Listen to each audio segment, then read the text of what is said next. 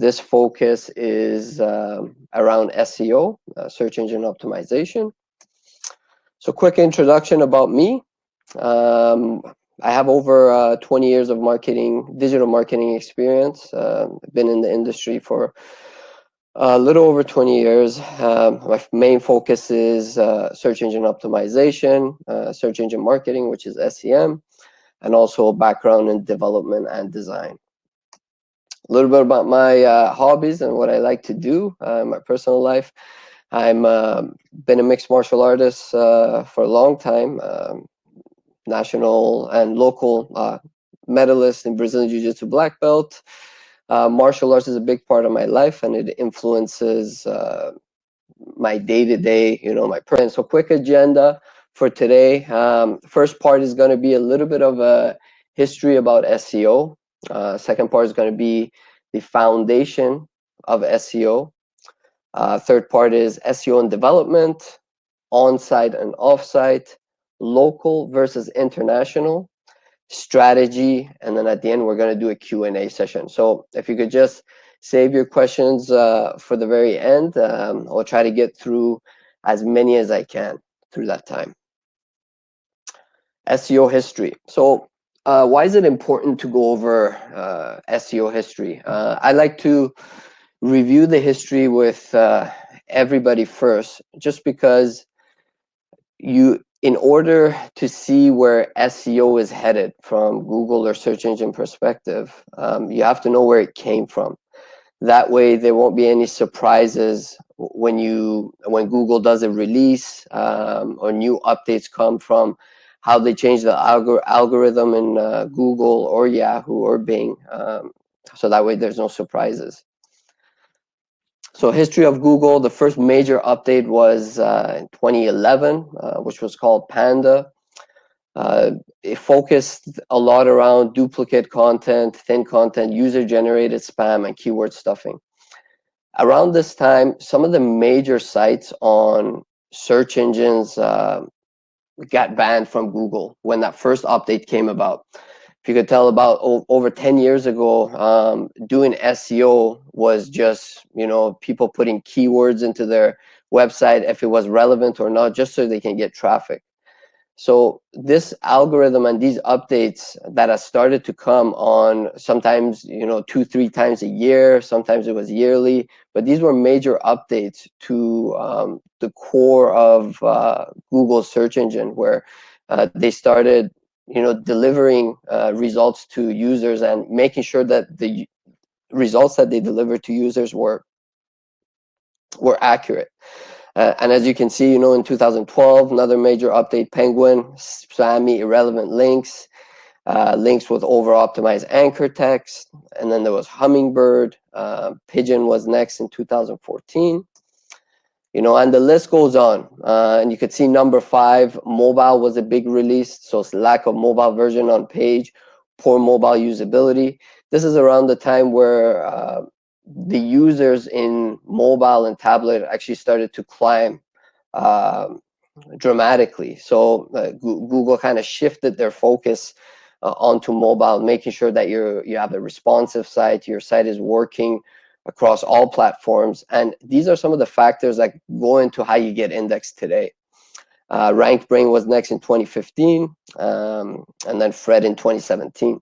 There was a couple of major updates that came in 2018, 19, and 2020 as well. But these are all, to the core algorithm of Google, where, again, the goal is the same. If you look at the top line goal of what Google's trying to achieve, that way you can prepare yourself and you can prepare your site for how you want to get indexed or with who you're competing with. So again, top of the line, Google provides users with the best possible search results. And if you keep that goal in mind whenever you're designing your site, you're optimizing your site, you won't be left with any surprises when these releases come. So focusing on foundation, SEO foundation. So your business and marketing goals, along with keyword research, will dictate your target audience, where you will be competing and with whom. This will also determine the resources you need to compete. So you have your business foundation and your marketing goal is what's going to drive what you're going to do, as far as, you know, who you're competing with, who your target audience is, and you're going to do keyword research along with that to see what your target market is like. And then the next level above that is site health and development. So after you figure out who you want to compete with and where you're competing, you know, whether it's a local market or as an international market, then it comes down to your site. Your site is basically the core of where everything starts. You know, if you have poor site health, which I'll get into the details a little bit later, it's going to drastically affect how you get indexed later on down the line, especially when you reach number 1 or number 2 pages on Google. So what do I mean by site health and development? Site health and development, looking at your technical SEO, which I'll get into detail a little bit later. Your site errors, so these are errors like if you have broken links, if you have JavaScript errors, if you have coding errors in the back end of your site, if your site is outdated from a platform perspective. So if you're on a WordPress site, make sure you know you're up to date with all the platforms and everything you're running on that site. Your canonicals and redirects. So make sure if you're running any type of redirects on your site, if you're removing pages, you're running redirects from those pages so you're not losing visitors and you're not getting 404 errors when you're getting indexed.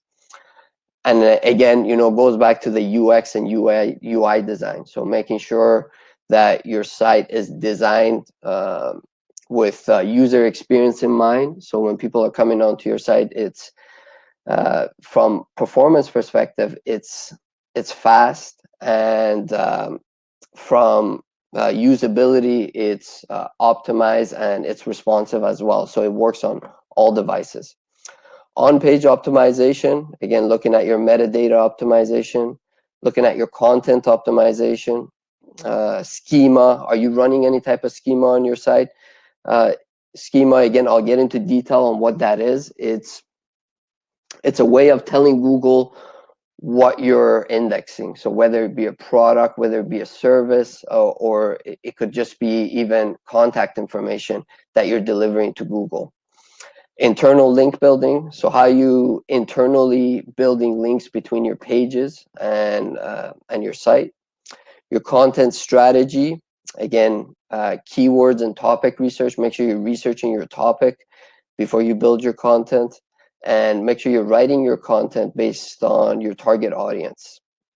And then at the end, it's your offsite strategy, which is your social media, your websites. If you have multiple websites, blogs, again, being able to write content on your blogs and being able to write content on other sources online as well, and other related online media. These are, you know, business directories and things like that. Again, going back to that top of the line goal of Google, you have to think like a marketer when it comes to SEO. So looking at your click-through rate. Your click-through rate is basically when you get indexed on Google search results, you're going to have a certain amount of impressions when people search for keywords, and your click-through rate is going to be the amount of times people click on your index pages.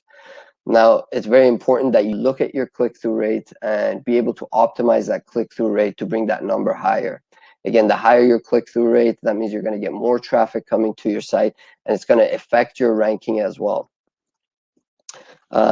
Bounce rate and user flow, very important. So if you're logging into your analytics account, make sure you have that set up. So when you're logging in, you're looking at your bounce rate and seeing where you can make adjustments. So if you have a page that has a very high bounce rate, you want to address it, whether it's content, whether it's performance that's causing that bounce rate to go high.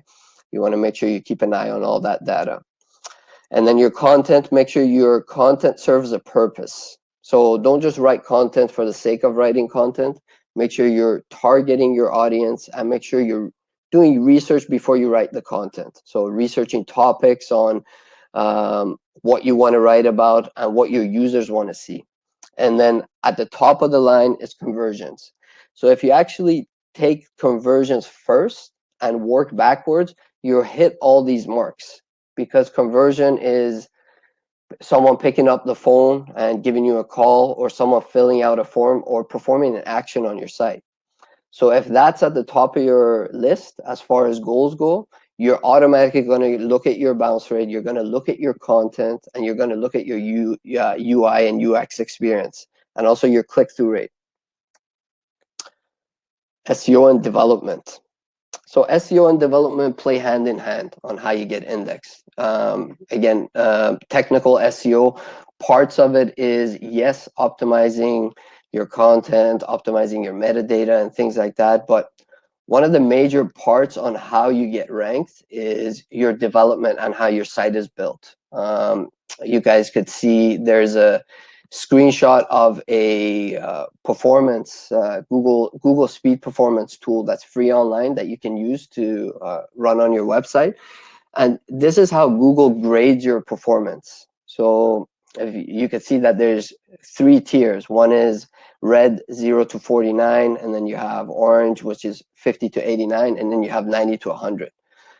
Your website needs to be in the 90 to 100 mark for Google to index you properly. Now, again, not saying that you're not going to get indexed if you don't hit this mark, but if you're in a very competitive market and you have your other competitors doing SEO and addressing these issues, you're going to be competing with them. So that's how you're going to get graded. So it's very important that you have a very fast site, and not just desktop, but mobile as well. So your UX and UI design, your site health depends on how you perform. Understanding the basics of dev, front end and back end. We touched a little bit on the back end of your site, making sure everything's up to date, making sure you don't have coding errors and things like that. And speed and load test is one of the major factors in your performance. Just going back to this quickly, one more point, that Google came out with mobile first indexing a few years back, and your mobile site is going to dictate how you get indexed first, and then it's your desktop. So if you have a fast desktop site, but your mobile site is lacking as far as performance goes, make sure you address that issue with your mobile site, and make sure your mobile site is at least 90 to 100 if you're in that competitive market. Again, looking at some of the development issues that relate to SEO. So this is a screenshot from Search Console, which is a free tool that Google provides you. Make sure you have this set up for all your sites, because this is a way of Google telling you what they found as errors when they scanned your site. So some easy fixes for dev on the back end will impact SEO search results in SERP. So if you look at some of these error examples, so there's redirect errors, there's some server errors that are going on back here that Google has found. Now, to a user's eyes, you might not see some of these server errors or redirect errors, but when Google's scanning your site, these are the issues that are going to come up, and you want to make sure you stay on top of it, and you want to make sure you address these issues. Again, going back to code errors and server errors, sometimes if you have hosting with your hosting provider, and let's say you have issues with that server, it's going to affect how your site performs. So make sure you know what type of hosting provider you have and what they're offering you as far as results go, and if there's any issues or errors that come up on a monthly basis. And then obviously redirecting canonicals, which we touched on a little bit earlier. These are all going to show up in your Search Console dashboard. So making sure you have this set up so you can monitor your site and make sure everything's up to date and you tackle all these issues. On-site SEO. So on-site SEO, your foundation will be key to your growth. Keyword research at the top of the line. You want to make sure that you do keyword research to see which keywords you want to go after. If you're a lawyer in a certain location and you're local, you got to do keyword research to see, what are some of the top competitive keywords that you want to go after. What are some of the keywords that are going to bring you most traffic, and also be relevant to what you're doing as far as your services go. Content optimization is another big factor, making sure that you're using proper headlines, you're using the H1 tags on your websites and your pages, you're using the H2 tags properly.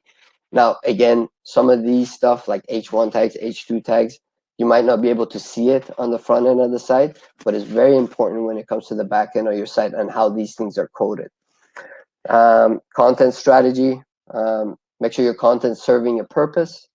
So make sure you do research on your content to see what users want as far as information goes. I'm gonna touch a little bit more on content later on down the line and show you some tools that you can use to come up with these topics and different content ideas. Your site health, again, that's one of your foundation points. Your responsiveness, very important. If you look at 10 years ago and how sites were designed, responsive design wasn't major about 10 years ago, and how people develop sites was based on desktop and mobile and nothing in between. But now you have over 100 different sizes for mobile, so you want to be able to cater to all those, and that's why responsive design is very important, because responsive design is automatically going to adjust to any device that you have. Using Google's tools to monitor your site. Again, we touched on Search Console, very important for your site health. Make sure you have that set up. And then Google Analytics. Google Analytics is going to give you information on what's going on after people come to your site. So what kind of traffic you're getting, what your bounce rate is like, where they're coming from, and so forth. So a little bit more detail on content strategy, researching your topics, making sure the topic and content is appealing to your audience, right for your visitors and not for yourself. That's an important point, because a lot of times as business owners, we may think that we know what to write as far as what users want, but in reality there's a lot of data out there that's going to tell you exactly what to write about. So making sure you do your homework, you do your research on what topics you're writing about, what questions people want answered, and making decisions based off data, and not just making decisions for the sake of, hey, I like this topic, this is what I want to put out. Making sure your content serves a purpose. So does it answer a question? If it's your blog post, are these questions that people are trying to get answers to? And make sure it provides insights. Google, one thing about content to keep in mind is that Google thinks of your website as a library. So if you're putting out content on a monthly, weekly basis, it's very good, but you got to make sure your content is relevant to what you're doing, and you're providing insights and you're answering questions.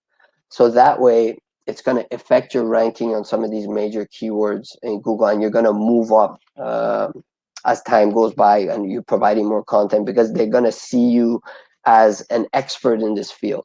But if you have a site that's, let's say, 4 or 5 pages and you've never put content on it, it's going to be very hard for you to compete with some of the top guys that are doing this. Share your content across all your social media channels. So make sure you're using your Facebook, LinkedIn, Instagram, Twitter, and so forth. Track your indexing, clicks, and bounce rates. So once you put out a content, don't just leave it. You got to go back and review that content and look to see how it's getting indexed. Is it moving up in ranking? How's my click-through rate for that page? Are people interested in what I wrote? Am I competing with another, let's say, a law firm that's doing the exact same topic? What can I do differently? So these are all the data that you need to go back and review once you put the content online. And again, you also got to look at your bounce rate as well.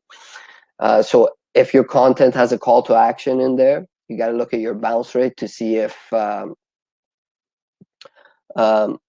people are taking action, if you're getting conversions, if the action is just downloading a PDF or clicking through and going to another page.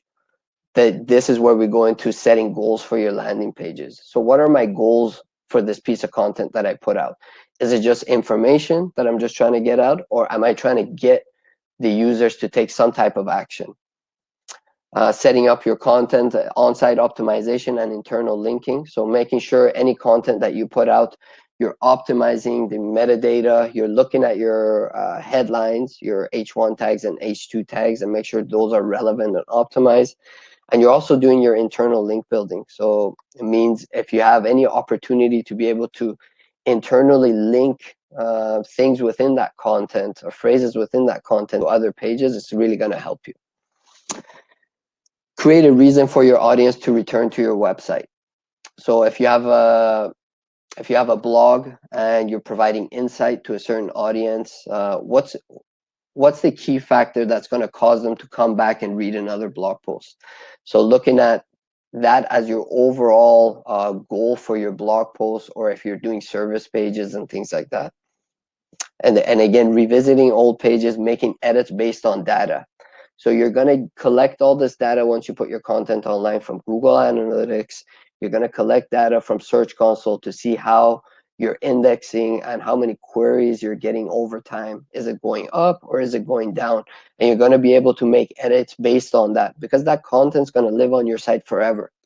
And it's going to get indexed over time. So realizing that maybe 3 months down the line, if someone types in a certain keyword, they might not land on my homepage, but they might land on a blog post that I put 3 months ago. They might land straight on a service page. So making sure those pages, again, going back to having a goal in mind, making sure you're hitting all these marks, it's going to be very important. Offsite SEO. So looking at offsite SEO, I like to explain this as, who's the most popular kid in school? Who's everybody talking about? So looking at relevant link building, and looking at what does your link profile look like. There's a lot of link building tactics out there which are irrelevant, which is black hat. So it's going to actually damage your SEO. So making sure that the links that you're building to your site are relevant to your business and they come from a good source. So for example, we talked a little bit about social media and sharing things on social media. Those are also link backs to your site. So, looking at the overarching thing and thinking link backs are completely wrong, you have to look at where it's coming from. You have to look at the source of the link back, and you have to be able to differentiate between the two. This is a quick snapshot of link backs and domain toxic score. So being able to look at that and seeing what type of links you're getting back to your site, it's very important. And again, your social media impact, your external content creation. Are you writing any type of content and collaborating with any other blogs as far as providing insights and getting link backs from those locations as well? And at the end, understanding authority score and page rank. At the end of the day, if you look at your authority score and your page rank, and if they're ranking high or if they're moving up in ranking, that means you're doing something right. A lot of the times when you launch your site, your authority score is going to start at a 0.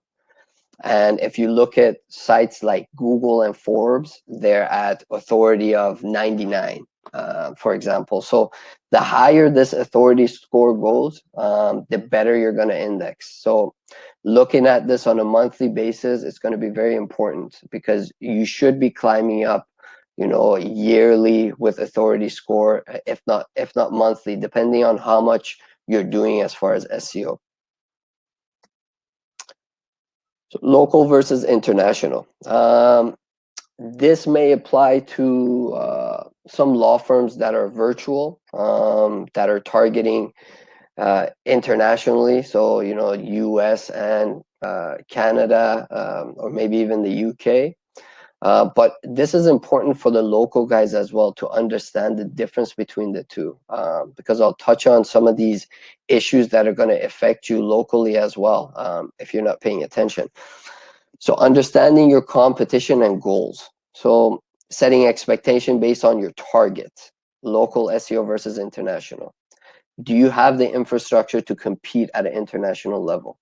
If you're competing at an international level, you have to treat every country as its own entity. So if I have one site and I'm trying to target US and Canada, it's best that I separate these two sites and create a version for US and create a version for Canada, because the target market's going to be different. The keywords are going to be different. You know, for example, in Canada, they might call it lawyers, and in the US, they might be calling it attorneys more. So being able to differentiate and optimize based on that is very important. Setting up your target for each site, each country, and each language. So there is a certain setting in the back end of your site where you can set up your country and language tag. This is going to tell Google where you want to get indexed. Now, you know, everybody says, you know, if you split these two sites, it's going to look as duplicate content. The only way that it's going to look as duplicate content in Google's eyes is if you don't provide Google with a country and language tag.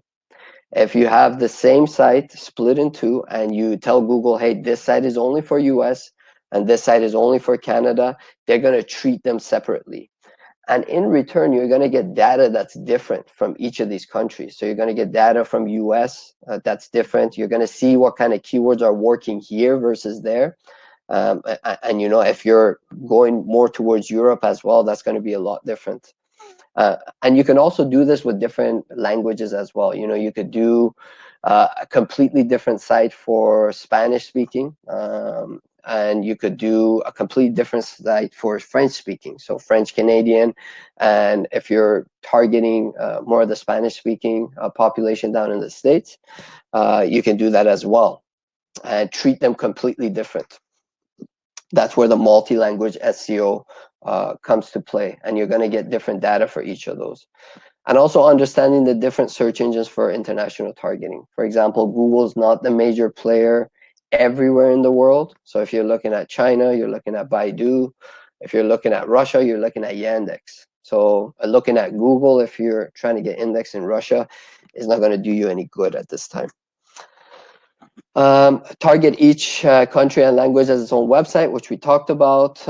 Create a content strategy for each location. Again, you know, your target market from each country is going to be different. So the content that you put out for each of these websites should be different as well. And your sitemap to support your international targeting. So when you create your sitemap to submit it to Google, this is, you know, if you have a WordPress site, you can do this fairly easy with a plugin. If you have an HTML site, you're going to have to hand code it. And there's resources online that Google gives you on how you should structure your sitemap, and it's all free. So being able to tell Google, you know, this sitemap is just for my Spanish speaking, this sitemap is just for my French speaking, and this sitemap is just for Canada English speaking. So being able to separate those is going to make a big difference on how you get indexed. And lastly, setting up different properties in Search Console to get more detailed data from each location and pages you want to track. So this goes for international and local as well. So if I have a local site, I want to make sure I set up a property, not just for my main site, which is, you know, how it's behaving online, but also for category pages and service pages. If I'm a personal injury lawyer, I want to see how my slip and fall page is getting indexed and how that's moving up in ranking or queries, and how my click-through rate is for that page. And you can do the same for category pages. So diving more into detail into Search Console is really going to help you down the line and gain that data. So now let's dive into a little bit of SEO strategy. So first thing is making sure your Search Console is set up and doing daily audits of your Search Console.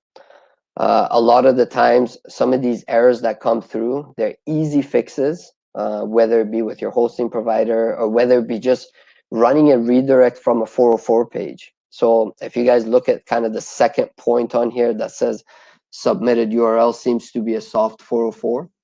So again, understanding a little bit of a difference between soft 404 and a regular 404 is that soft 404 can be server related. So it could be that it couldn't reach it because there was an issue with the server. But if you have a 404 page, if you see the fourth point down the line, if you have a 404 page, you want to make sure that you're running a redirect so that when people land on that 404 page, they're not just seeing a broken page and they're actually getting redirected, whether it's your home page, whether it's a service page that you removed, or maybe it's an old blog post that you switched.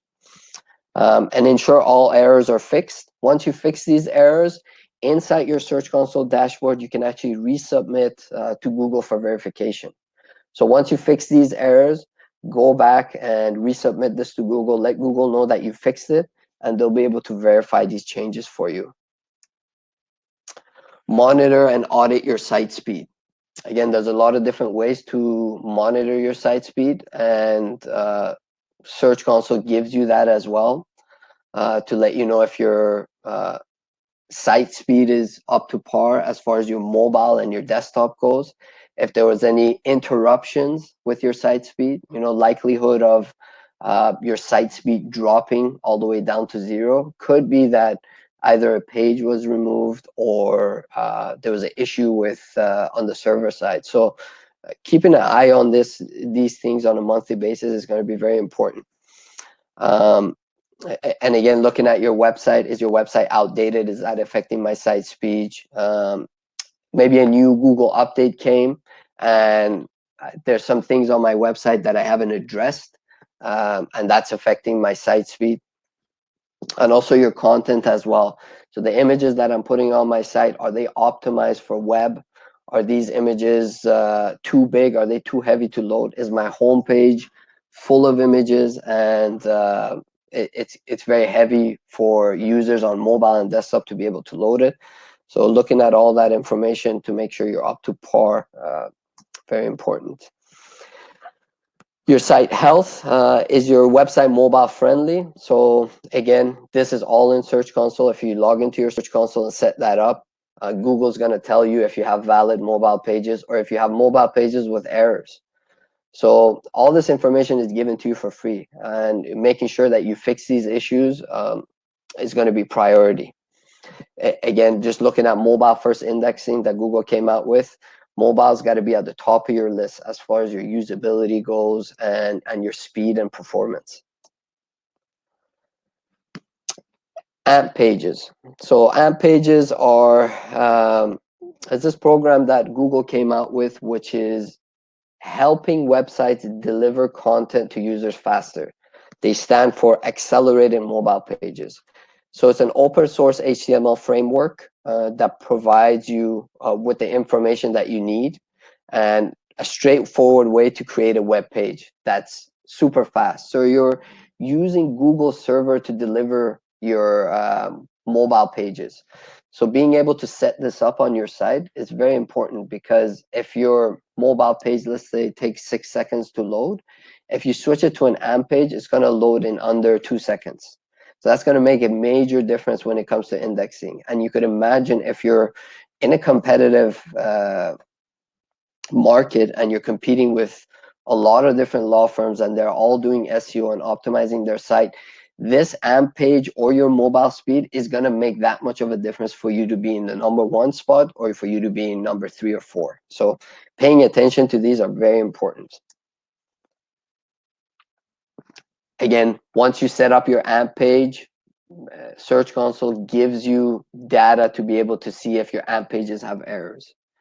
So they're going to guide you in the right direction. So make sure you have that set up. You could see in this graph, you have 204 valid AMP pages, but 70 of them have warnings.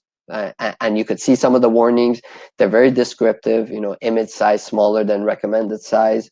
So it's just a matter of resizing these images so you get these errors fixed and you're moving up in SERPs. And then also new Google updates affect how you get indexed for AMP pages as well.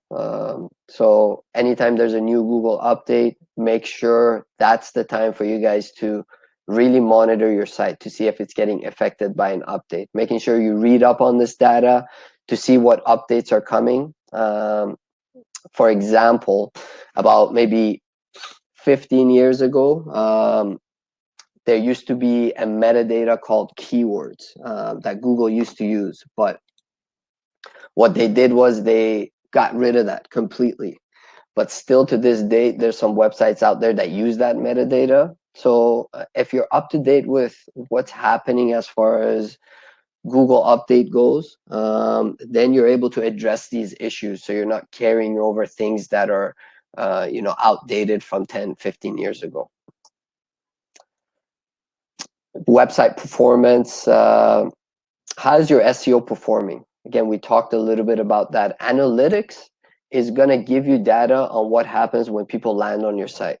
Search Console is going to give you performance on what's happening before people click on your index pages and on your site. So looking at your impressions, how many impressions am I getting? And how many clicks am I getting? What's my average position as far as keywords go? And you could split this up by pages, by categories on your site to be able to get this data. And then they're also going to give you keyword information as well. So they're going to tell you for which keywords you're getting impressions for. And then you can look and see if those keywords are relevant to your business. And if they're not relevant to your business, then there's something wrong with the optimization of your site. Are your impressions growing month over month? So if you're moving up in ranking, you got to see a growth in your impressions month over month, year over year. So if you're setting up your Search Console and your impressions are going down month over month, that means there's something wrong with how you're optimizing your site. So paying attention to those, to that data is very important to measure your success. Website analytics. What are some of the top things that you need to look at? Again, leads, traffic, and impressions. So organic leads, organic traffic, and organic impressions. So how many impressions am I getting? From those impressions, what does my organic traffic look like? How many people are coming to my site organically? And then also leads at the end, because at the end of the day, you're trying to get leads from your site, and that's your main goal. So traffic, the more relevant traffic you get, and if your site is set up properly and it's conversion focused, it's going to lead to more leads. So these are some of the top line information that you should be looking at. And again, make sure you're looking at your data year over year. And when it comes to SEO, it's a long-term plan. So, and seasonalities come into play. So if you're looking at your organic traffic month over month, yes, if you're a startup and you're just starting, you might see an increase. But really comparing this data to a year before is where you're going to see your difference. So example, if you're measuring April of this year versus April of last year, what's happening with your organic leads? Are you up? Or are you down? What's happening with your organic traffic? That's really going to tell the story on how you've been doing as far as your organic traffic is concerned. So content, we touched a little bit about content earlier on. There's some free tools out there that are going to give you data on what you can write about. And obviously you can put your own twist on some of these titles and how you deliver the content. But this is going to give you information on what people are looking for. So again, looking at headlines in the bottom left, and then looking at questions. So these are some of the questions that people are asking. This is strictly around, personal injury. So if you look at, the second line is, what is a personal injury lawyer? Why is having a personal injury lawyer important? These are some of the questions that people are searching for online. So if you're writing content about them and being able to attract more visitors that way, it's gonna eventually, not only move you up in ranking because you're providing that source of information, but also you're gonna eventually get a lot more traffic, which is gonna turn into conversions at the end.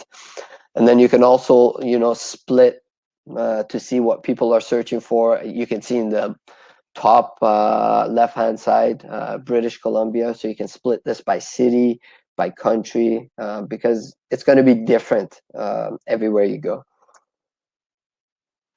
Look at metadata and how you optimize your metadata, staying within limits, stay under 200. So 200 to 350 average should be your meta descriptions. Make sure you have descriptive meta titles and descriptions. So make sure they're describing what you do and what you provide. Optimize your metadata for conversions and click-through rate.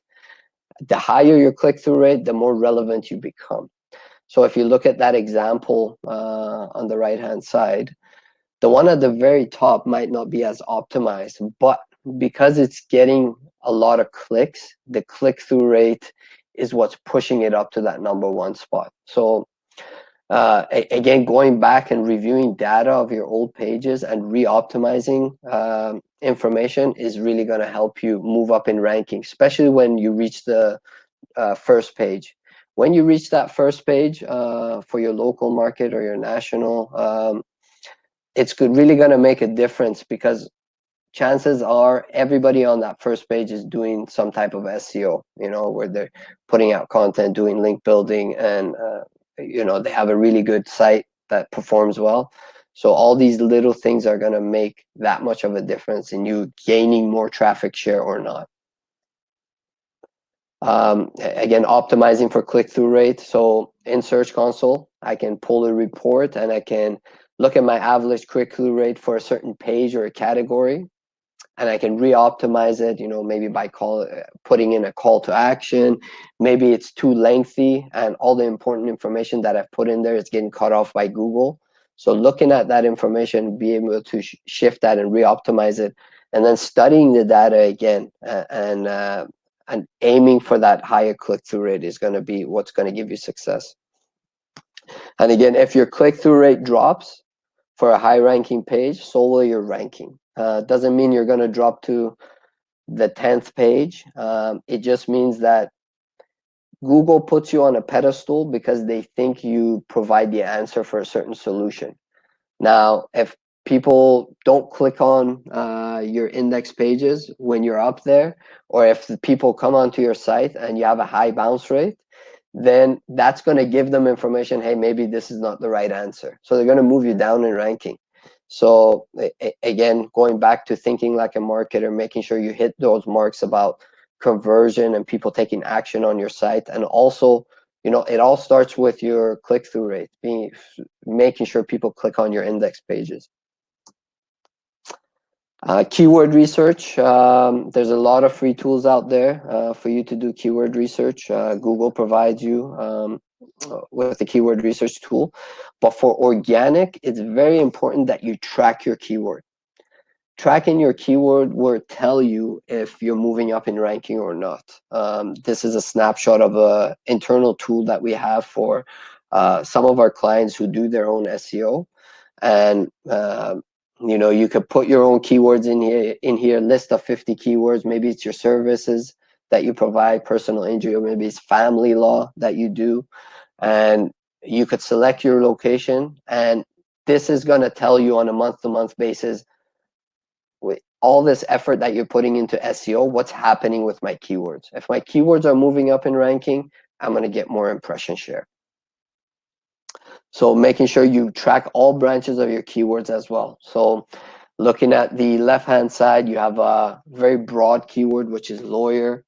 And then you have personal injury lawyer, and then you have personal injury lawyer in Vancouver, Vancouver personal injury lawyer. So making sure you track all these variations of keywords to see how each of these interact with Google, as far as your website goes and your service pages, or if you're putting up new blog posts, you're putting up new content, that should affect how you're ranking for each of these keywords.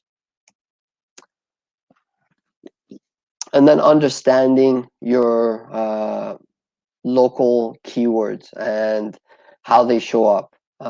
Again, if you're local, your map listing is going to play a big part in how you get indexed as well. But understanding how your map search results show up as it relates to keywords is important. So for example, the first keyword in here is personal injury law firm. You could see on the left-hand side, you could see Presler Law Firm is at the top. This is just going to show me personal injury law firms that are close to my proximity. So the second column is going to be personal injury law firm in Vancouver. So it's going to specifically look for any law firms that are in Vancouver and show their map listing. And the third one is best personal injury law firm in Vancouver. And you could see how it changes the search results for each of these sections. You know, the middle one, Presler, is no longer number one because the first option there is closer to me. And on the last one, you could see that it reshuffled everything and it shows me the one with the highest rating. So it has 128 Google reviews and they're at a 4.7. So Google reviews play a major part in your Google business and how you get ranked, especially when it comes to keywords like this, when people type in best lawyer or things like that. This is what your Google business page looks like. So again, you have your address, you have all your information on there, making sure you have access to this because your Google business page is going to provide you with its own report on a monthly basis. So you'll be able to see how many phone calls you got, how many people ask for directions, and how much are you showing up in search engines when it comes to your Google business page.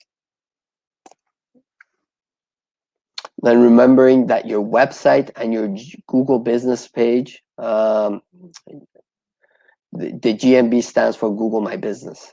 So remembering that your website and your Google My Business account will help each other in ranking. So if you could see the third option there says their website mentions law firm. So it's important that you optimize your website as well and not just rely on your Google business page because they're going to help each other in ranking.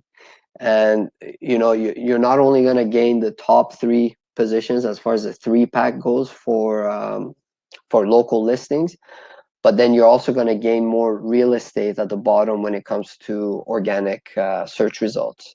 Making sure you optimize your Google business page. So there's a lot of different things inside Google business page as to what area of practice are you in. You can add tags in Google business, you can add descriptions, and making sure you stay active. There's a certain section in Google business called posts. So making sure you're utilizing that on a weekly basis or monthly basis even to provide information to your users, because that's also, you could treat this almost as like a secondary site which people can come to and find you. So making sure you're active on this on a monthly basis is very important. And the fourth point here is ensure your competitors are playing by the rules. So there's a lot of different rules and guidelines that Google puts out when it comes to your Google business, things you should do and things you shouldn't do. And a lot of times Google business pages get suspended from Google, and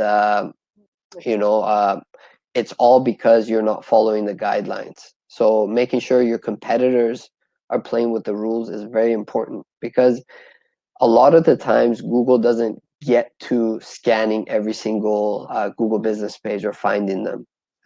So if I have a competitor that's not playing by the rules, you can actually let Google know that, hey, and they'll review it. And then if it comes down to it, they'll let them know that, hey, these needs to be changed on your Google business page. So making sure everybody's kind of playing by the rules on that end. And also reviewing your reports and insights to better understand your position on Google when it comes to your GMB account. This is another internal tool that our clients use, which shows them a dashboard of how their Google business is behaving online, also Facebook, Bing, and all of them together. So reports are very important, not just looking at your analytics, because your Google business page is its own entity. You want to make sure that you treat it that way as well, because it's going to give you different data locally, especially. So you'll be able to see how many profile views you got, how many website visits, phone calls, directions, and so forth. And you can actually compare this data. So you could see, if I compare this data, is it moving up or not? And that's going to tell you if your Google business page is moving up in ranking or not. Again, it comes down to tracking phone calls, website visits, profile views, and directions. This is how you measure success when it comes to your Google business.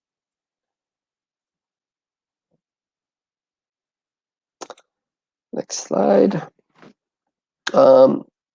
So your Google business has its own dashboard where you can log in and you can manage your reviews, and you can update your information.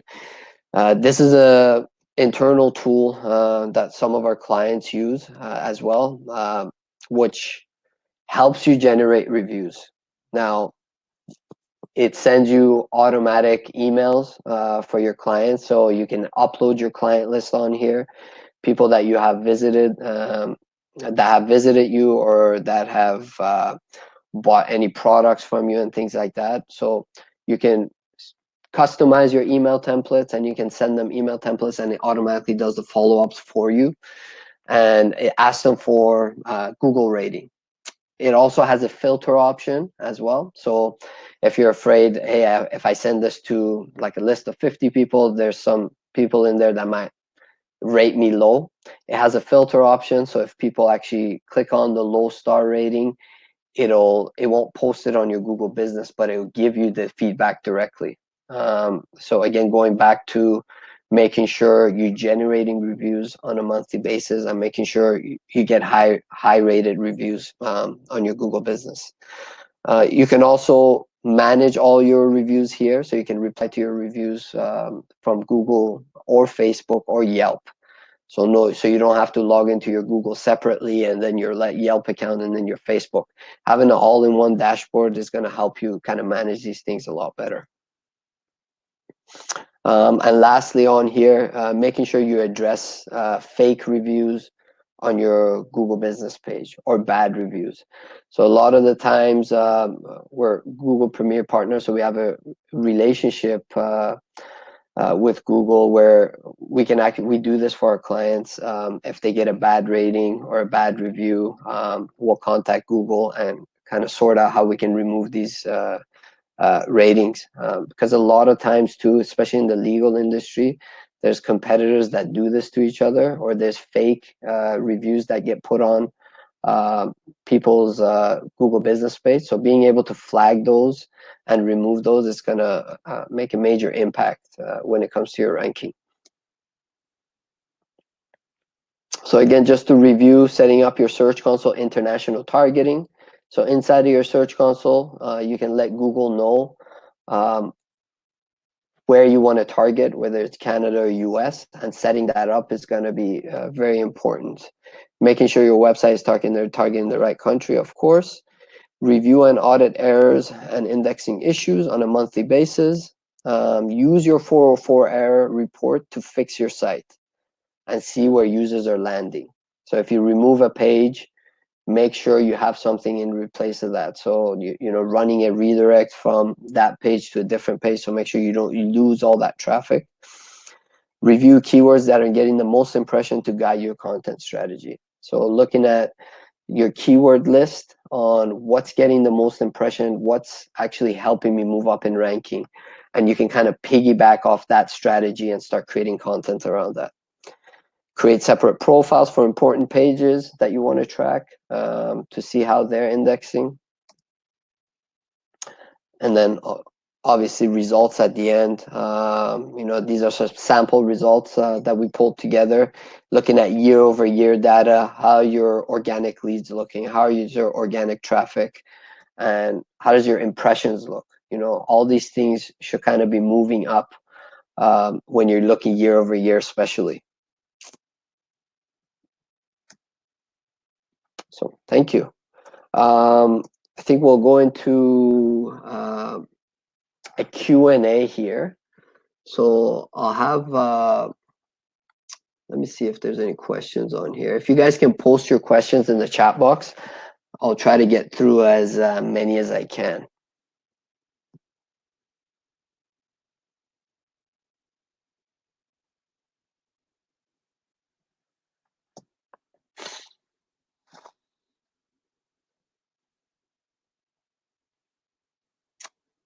So from Lucas Miles, I think organic versus paid conversions are generally better and more qualified. So yeah, there's yes and no depending on how you're forming your strategy. But if someone clicks on you organically, a lot of the times, as far as the conversion rate goes, it is higher, but you're going to get a lot more organic traffic than you are paid. So if you're looking at the rate between the two, you got to really look at your strategy to see the difference between the two.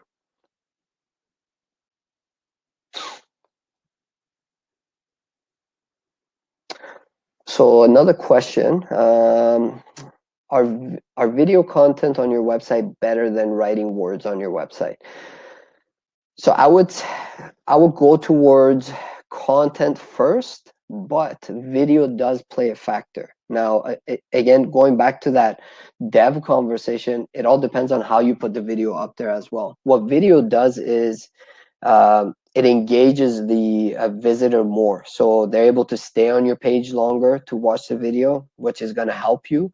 But one thing you got to watch out for is how you're putting that video on your website. Are you using like a YouTube service? Are you actually loading that video from your server, which is going to make your page really heavy? But if I was to pick between the two, I would always gear towards content versus video, but both are great.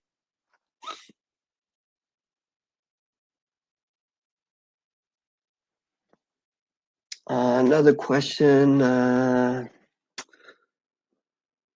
how long how long does it usually take to see results for organic? So it really depends on um, how much you're doing and who you're competing with, how competitive your market is. So a lot of the times, if you're in a really competitive market and you're battling for that first page, um, it's going to really depend on how much content you're putting out, how good your website is, how often you're putting out content, and how many links you're building on a monthly basis, relevant links, again going back to that.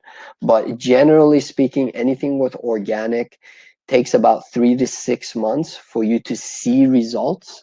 Now, seeing results is seeing movement in ranking, and a lot of times, depending on how much work you're putting into it, those results can be from 99th spot to the first page.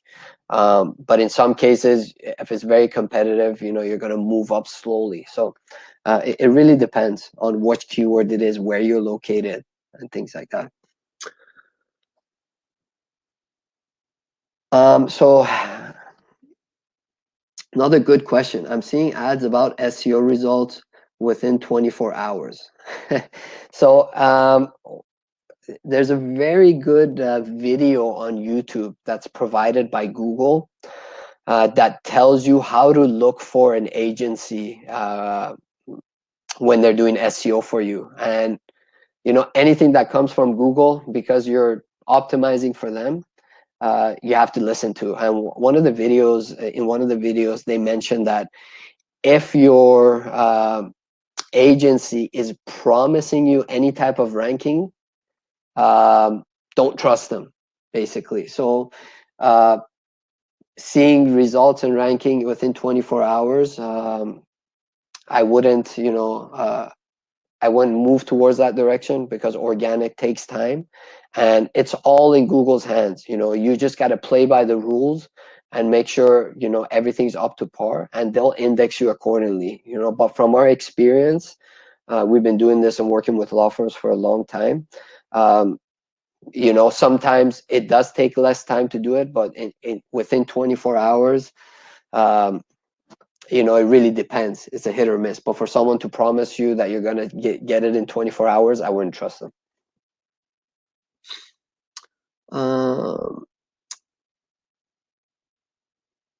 Let's see, another question about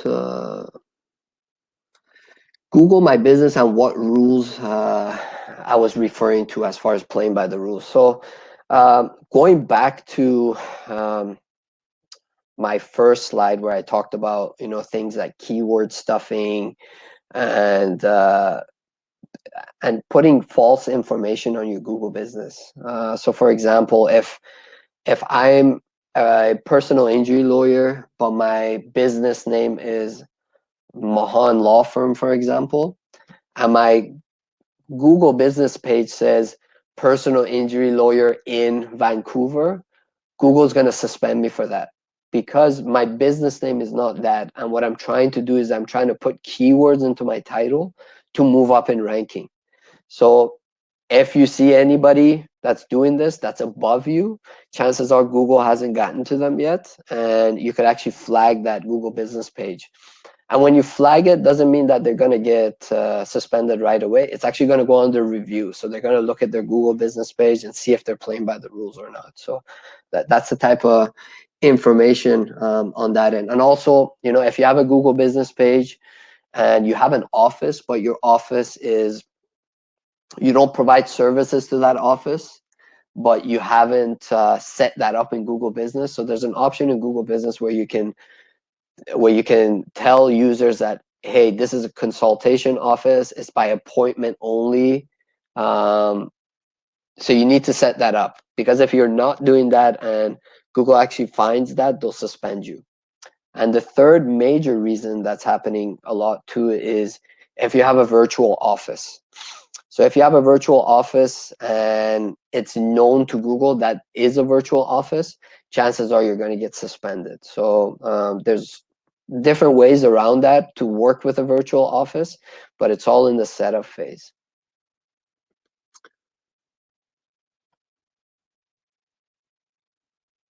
Let's see, any other questions?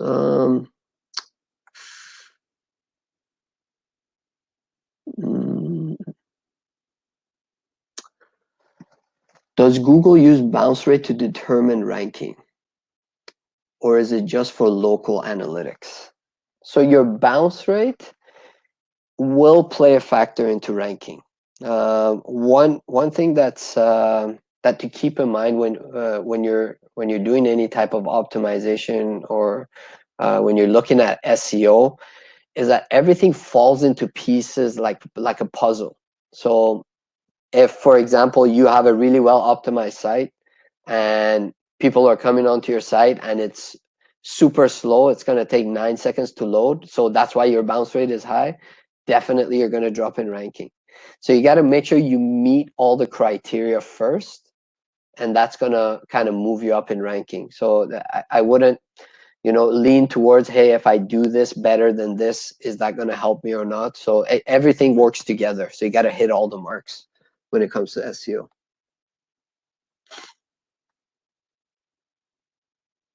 Okay, another question here.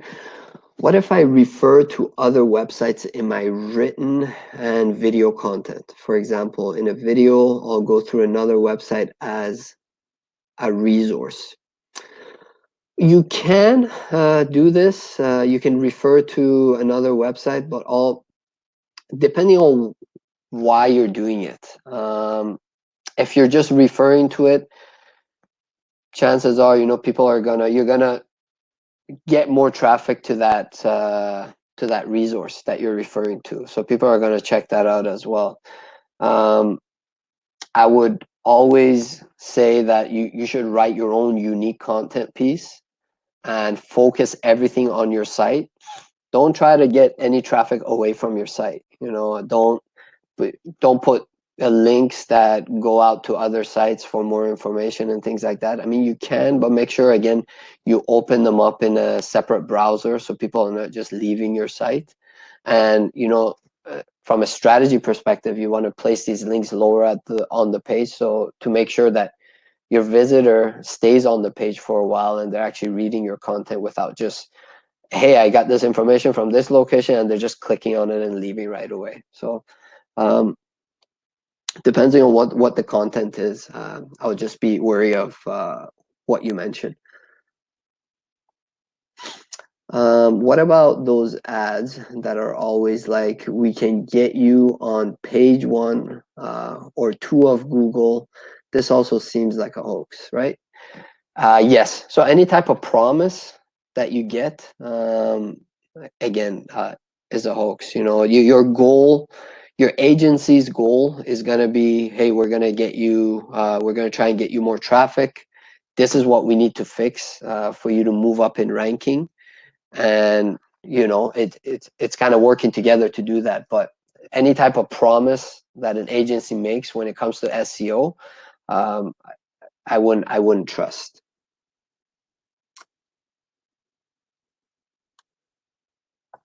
Let's see.